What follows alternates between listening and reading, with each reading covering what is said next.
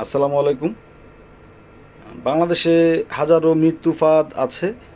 সেই ফাঁদের বলি হচ্ছে কোনো না কোনো মানুষ। প্রতিদিনই কিন্তু আমরা মৃত্যুর ঘটনা শুনছি, যেগুলো একেবারেই ব্যতিক্রম। মানে এভাবেও মৃত্যু হয়, আমরা আফসোস করি। লক্ষ্মীপুরে যে ঘটনাটি আজ ভোরে ঘটেছে, খুবই হৃদয় বিদারক ঘটনা। পরিবারের সদস্য যদি কোনো সদস্য প্রবাসে থাকে এবং তাকে সে যখন দেশে ফিরে অনেকদিন পর, গ্রাম অঞ্চলে এটা দেখা যায় যে গাড়ি করে এয়ারপোর্টে যাওয়া হয়, খুব উৎসবমুখর পরিবেশে তাকে আবার বাড়িতে আনা হয়। এটা আমাদের এলাকায়, অনেক এলাকায়, সব এলাকাতেই আছে, গ্রাম অঞ্চলে বেশি এটা। তো এই ধরনের একটা ঘটনার মধ্যে আজকে নারী শিশু সহ 7 জনের মৃত্যু হয়েছে। যে ভাইটি স্বপ্নজবে বাড়ি আমার পোস্ট দিয়ে আসছিলেন, তিনি স্ত্রী, সন্তান, মা সহ পরিবারের 7 সদস্যকে হারিয়েছেন। এটা খুবই মর্মান্তিক, হৃদয় বিদারক ঘটনা। আল্লাহ যেন তাকে সুখ সইবার ক্ষমতা দেয়।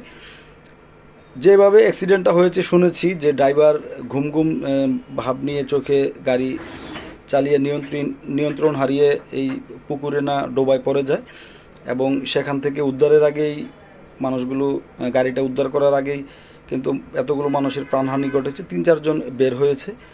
তো ড্রাইভারকে অবশ্যই শাস্তির আওতায় আনতে হবে।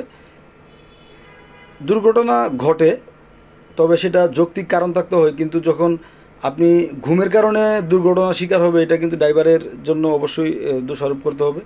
যারা রাতে এইভাবে গাড়ি চালায় তাদের অবশ্যই দিনের বেলা ঘুমাতে হবে, এবং যদি মনে হয় যে না, সে পারবে না, ঘুমের কারণে সে পারছে না, তাহলে অবশ্যই তাকে গাড়ি থামিয়ে ড্রাইভার পরিবর্তন করতে হবে কিংবা বিকল্প ব্যবস্থা গ্রহণ করতে হবে।